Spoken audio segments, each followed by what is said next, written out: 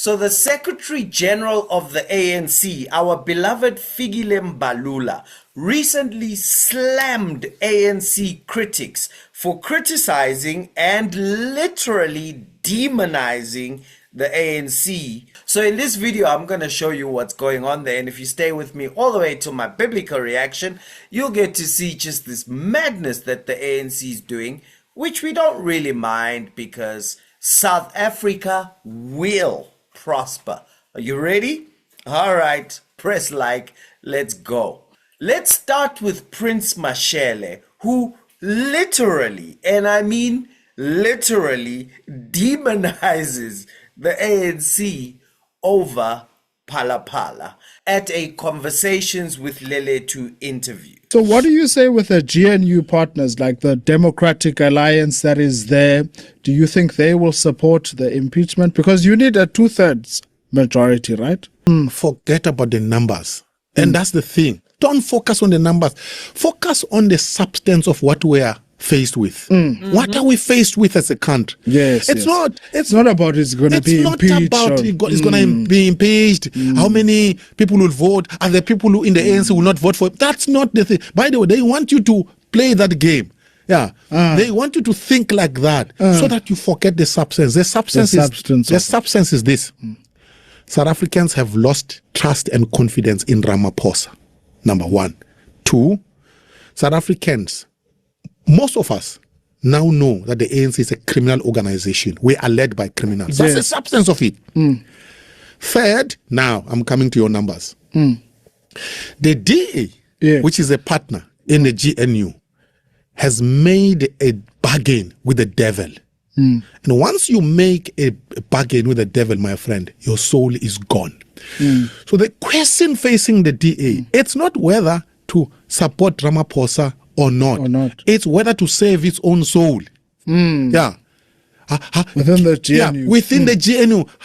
Is it possible for the DA to sit around the same table with devils and not be possessed by demons? That is the question. But yeah. They are there. And you know the devils are so happy. They look at them and say, wow, here are the saints. They used to tell us that they are saints. They are here now.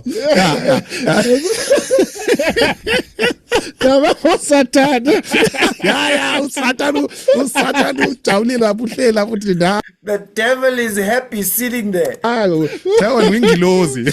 You said you were an angel, now you're sitting here. We got you now. That's the crux of the matter. Yes. Can the DA save its soul? As the ANC falls apart, does it fall apart with the DA? Because now the DA is right there in the factional theater of the ANC. It's a player now. It's a player. Yeah. This is where you now need brains, by the way, on the side of the DA to say, hey, how do we extricate ourselves from this mess? And I can see they're busy chasing their tails. They are busy chasing their tails. Contradicting each other. The other one saying yes. Because the devil got them into a corner. That's the thing. So forget the numbers.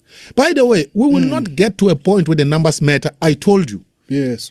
Ramaphosa will never subject himself to a public impeachment process. So there will be no need for the DA at any point to vote for that or not to vote for that. So if the DA, by the way, are worried about how we're going to vote for him, they can't think, let me help them. You, the DA, don't worry about that. You will not get to a point where you need to vote because Ramaphosa will not subject himself. Exactly. So if I were them, I would never worry about whether are we going to vote. No, that's not the point. It's how do we save our souls? Now we are sitting around the table with the devils and the demons are busy getting out in and out of our mouth and our noses.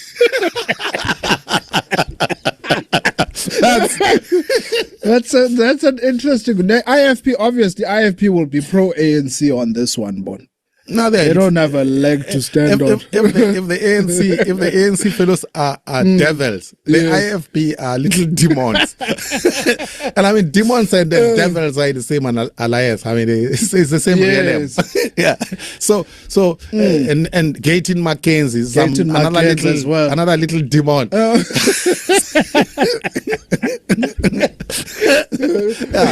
So if that's not demonizing, literally, I don't know what is.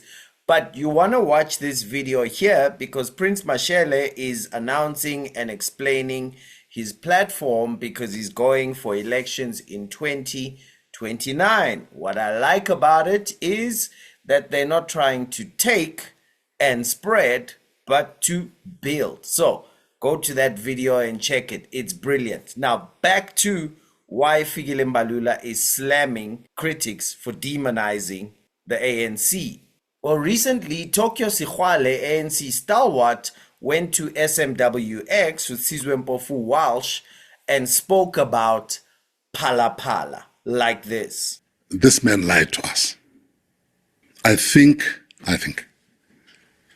we are being lied to by this man. And it's quite clear that he'll have to come before the impeachment committee and answer questions there. Or they'll go where he is, South Sudan or Dubai. This story must be tested. How did he come into this country with his dollars? Let alone, how did he come to this country?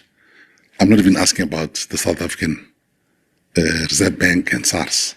Now I'm saying they're also going to have to appear and explain. The airports and SARS, he never came there. He must answer South Africans. And I did say that he has put the name of our president in jeopardy, serious jeopardy. I think we've been told a lie because the fact that he came with money without declaring it, that's what SARS saying. Therefore, that was a lie. How did he come with this money? Just getting money like that. Are we that banana? Have we fallen so much apart that people can do what they like in this country and then tell any story and boast about it sitting in Dubai? I think that part of it is a lie. It is untrue. Whoa, okay. So Mr. Tokyo Sexwale is talking about the actual scandal of Phala Phala, which is not that the money was stolen, but that the money was there, like in this video right here. So the most lethal comment on Phala Phala was recently by President Thabo Mbeki. And he didn't just go simplistic, but he dug deep into passion and intellectual prowess to nicely slip in the hugest criticism to date. As you listen to him, count how many times he says the word businessman and how many times he says the word president, and then tell me what is he actually saying in the comments below. The Phala Phala issue. I phoned President Ramaphosa. I said, I see this is what they are reporting in the media. What is the story? He told me. The same story that he repeated at an ANC rally. I'm a farmer, businessman, cattle, wildlife, buy and sell. And that's all that happened, he said. He said, I'm in the process of preparing a public statement. So I said to him, in President, in which case, please include all of these details you are telling me. Because it's not straightforward. It's just a straightforward business deal. The President, that's what we're doing. So President Ramaphosa was correct. This is a private matter between a businessman who's a farmer and whoever comes and buys and sells from him, from his farms. It's a private matter. It's not an ANC matter. He's not trading as an ANC businessman. It's his own matter. And he's taken a decision, and I support him. He says, the law allows me to challenge this thing. I said, please go ahead. It's perfectly okay. But the courts have decided. I had written to the leader of government business after they took a wrong decision, in my view, in Parliament, when they decided not to allow the process from that panel which was led by Chief Justice Ngcobo, to allow the process to go to this committee. I'd written to leader of government business to say that that decision was wrong and explained to him why it was wrong. They used the ANC majority to do a wrong thing. What the Constitutional Court has done is agreed with what I said 2 years ago. And I think the Constitutional Court is correct. I think the Speaker has acted correctly to say, okay, parliamentarians, let's constitute this committee, and this committee must do its work. The President Ramaphosa is a businessman, as he has said himself. I'm a businessman. I breed cattle, I breed wildlife, I sell, I buy. That's fine. That's his business. That's his business as a businessman. It's nothing zero to do with the ANC. I don't know why the ANC gets preoccupied with it. It's nothing to do with that. It's of a businessman who's doing his thing to be a business, and good luck to him as a businessman. The Parliament must do what the Constitutional Court said they must do. And the ANC must look at its own business. I don't know, unless there are people in the ANC who are in fact in partnership with business Ramaphosa. So they must then take a stand. There's no need to. I'm a businessman, he says so.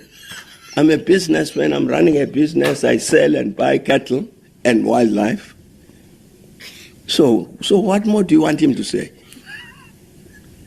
He was quite correct. So the ANC must say, well, please take care of yourself. And that Parliament must do its work. Parliament must do what it has to do. I'm saying that's what I'd written formally to the Deputy President as leader of government business, to say, for the following reasons, the decision you took was wrong.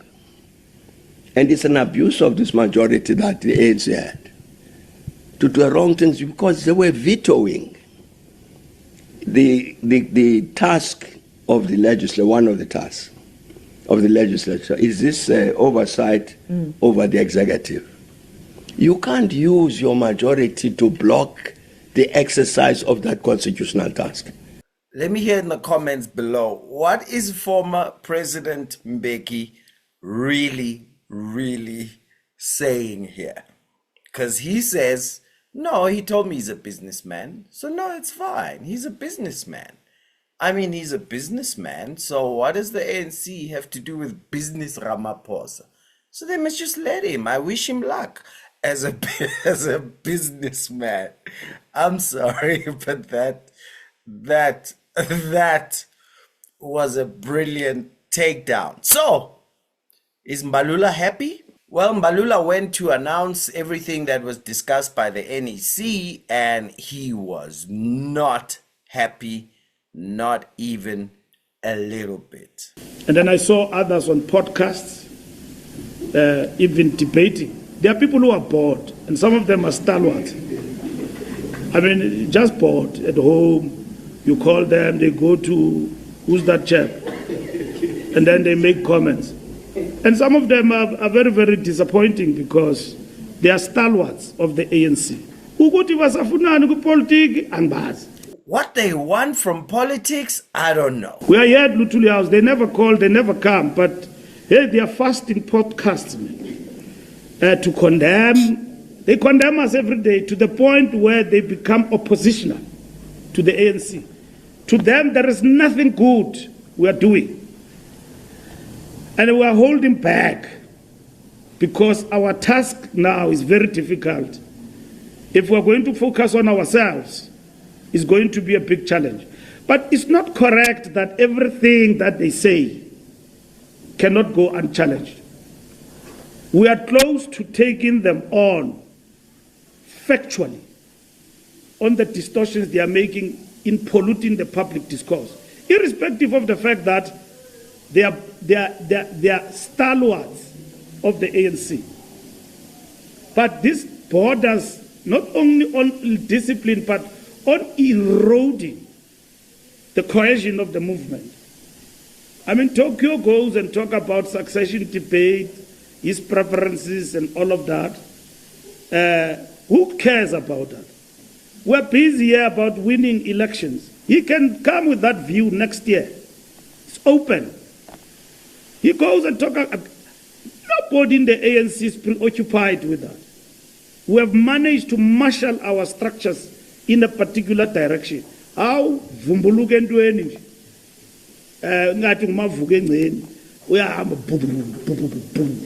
He just shows up like someone just waking up from sleeping on grass. He just goes around blabbing.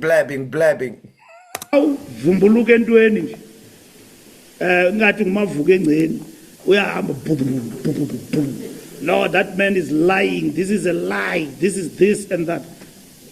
It's fine. If anybody is lying, you will be subjected to a process, whatever that is the case. And each process of accountability have got its own consequences. So we know what will actually happen. But now this thing is unfair on the ANC. It's unfair on the ANC, and I wish to tell them, one by one, we are going to remind them who they are. What they did in this country, it's not going to be fair to them. When they were leading the ANC, they were given space. You know Nelson Mandela? He had views about AIDS in this country, but he chose to keep quiet. He came to the ANC, this building. I was at number 7. He came here. He called me and Malusi and said, why are you quiet on this AIDS thing? This is my position. Mandela, he didn't go to the press. He never addressed the media. He said, I've got my child who's dying of AIDS. All I'm asking is that society is dying. Do the following. Mandela came here. After addressing us, he went to the NWC of the ANC. Nelson Mandela, a disciplined leader of the ANC. He was told in that meeting, Madiba, go to Uka. Madiba, go home. You have give Comrade Thabo Mbeki a chance to lead. He left. He was bitter. He never went to the press. So he goes under the belt, reminds Thabo Mbeki of his AIDS denialism and the damage that caused, and he's saying, why don't you be quiet just like the disciplined Madiba was quiet? So the man is not happy, and he says these people are bored. They just waiting for Sizwe Mpofu Walsh to call them, and they run there and they rubbish the ANC. So if you think Prince Mashele's was bad, well, he goes really hard after them. But now, let's remember why he's fighting the Stalwarts. It's because he's defending Phala Phala. Or has he forgotten that Phala Phala, like some people have said, is Nkandla Part 2? Nkandla. The Nkandla debacle proved to be a thorn in the side for former President Jacob Zuma while in office. Pay back the money. Pay back. But his then political home, the ANC, went on a push in defense of its then leader. At the time, Zuma was haunted by the security upgrades at his homestead in Nkandla, which amounted to hundreds of millions of rands. Amongst the upgrades was a swimming pool that cost an arm and a leg, which was referred to as a fire pool. ANC members defended the construction, saying it was necessary in case of a fire. Matter was brought before the Apex Court, then led by Chief Justice Mogoeng. Almost a decade later, a U-turn. The current Secretary General of the ANC, Fikile Mbalula, laying bare information to the surprise of many. This as many wait to see what action the party will take after Zuma's announcement that he will not be campaigning for the ANC but for a newly formed Umkhonto weSizwe party. In defense of our president, we went to Parliament and opened an ad hoc committee and said a swimming pool is a fire pool. You know a swimming pool where you swim? Minister of Police We changed it into a fire pool. The Minister of Police was sweating like a pig without drinking anything. You could see it's just the difficulty of lying. It's very hard to lie. People have lost their careers because of that thing. Yeah, a constitutional court. And then it went to Concord. Yeah, this is voter in two weeks' time. When we were supposed to be voting in 2 weeks' time?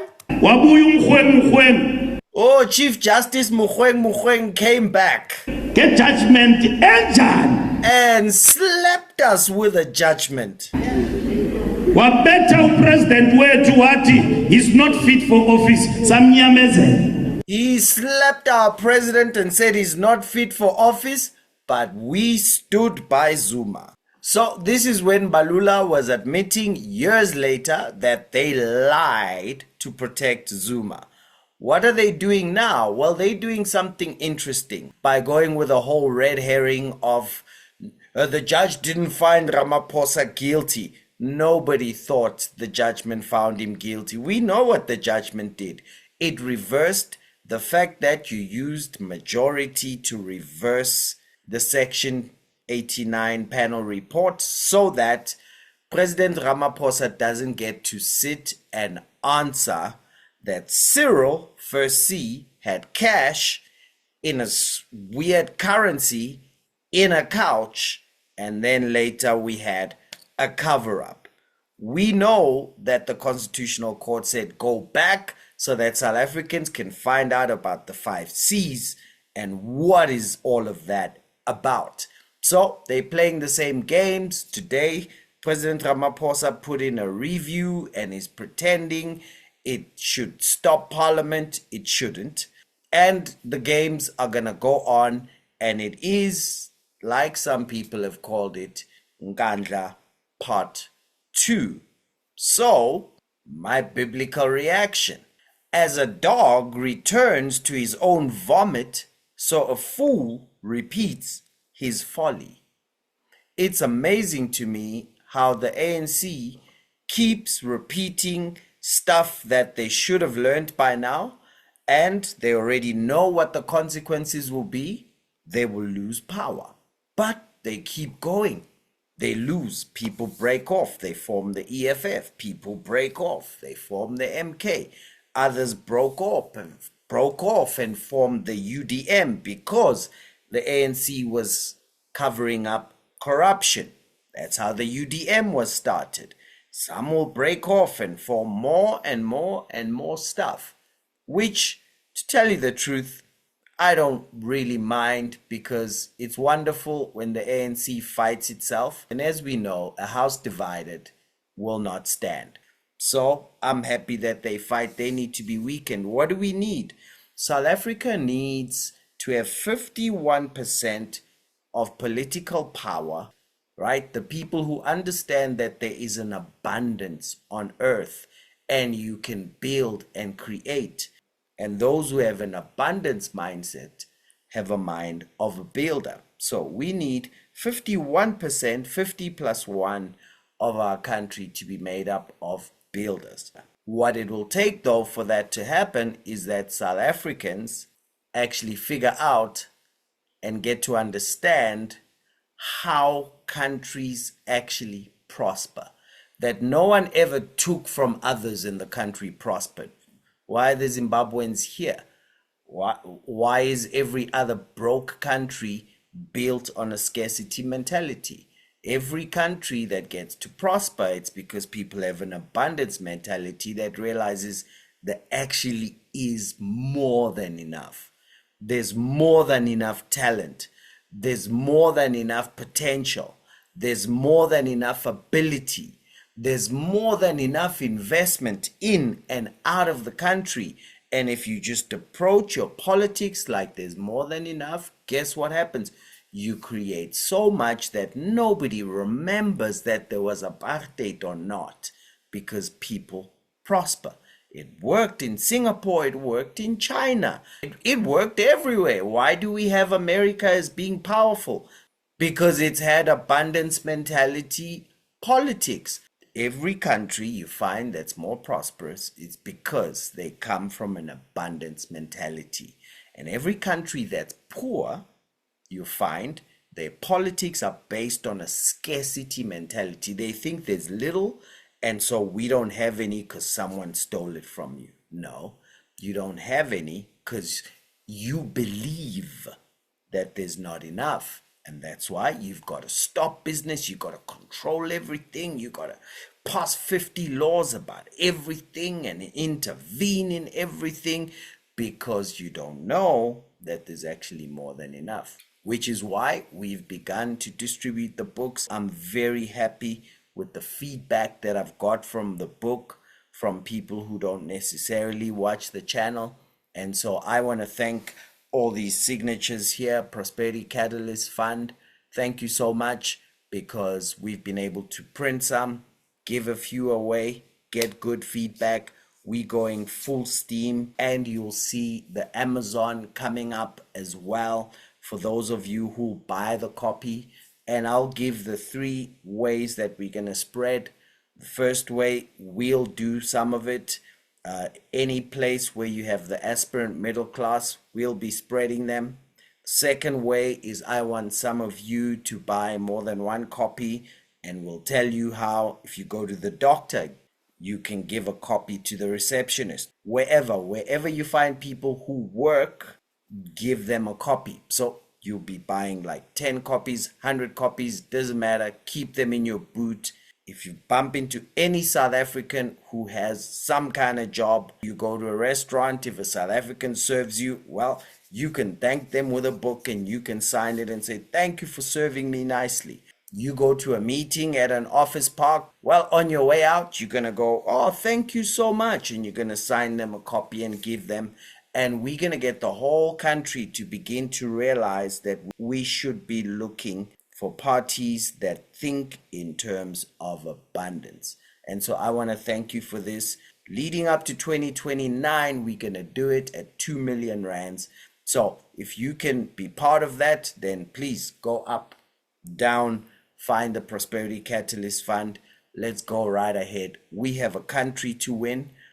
And the best way to win it is to find the aspirational middle class so that we can get that extra 10-15% that we actually need on the side of building, and it'll happen, and South Africa will prosper. So, no man can serve 2 masters, for either you love the one or hate the other, or you despise one and honor the other. You cannot serve God and Karl Marx. God is a God of abundance. Karl Marx tells us that there's scarcity in the world, and that's why these people don't think, they don't learn, they make dumb mistakes, they steal and steal and steal. Why? Their thinking is there's not enough. That's why when there's potential, they don't see how they can just unlock it and the country will look so different. Just get us to 10% economic growth, everything looks very different. But what are they thinking about? Such scarcity thinking. No wonder they're all thieves. So let's get our country out of the hands of thieves.